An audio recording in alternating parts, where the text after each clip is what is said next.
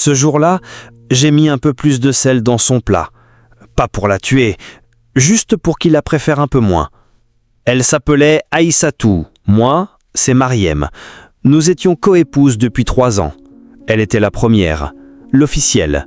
Moi, la deuxième, celle qu'on cache parfois. Mais dans la maison, c'était elle la lumière.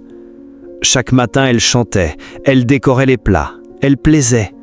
Même mes enfants l'aimaient plus que moi. Et moi, je la regardais, avec ce mélange de jalousie et de honte. Elle ne m'a jamais fait de mal. Jamais. Elle était douce. Trop. Alors ce jour-là, quand c'était à moi de cuisiner, j'ai mis un peu plus de sel dans son plat, juste pour que ce soit trop salé, juste pour qu'il dise « Eh Aïssatou, aujourd'hui, ce n'est pas très bon ». C'était bête, mesquin, petit. Elle a mangé, elle a souri. Puis elle a dit qu'elle allait se coucher un peu, elle se sentait lourde.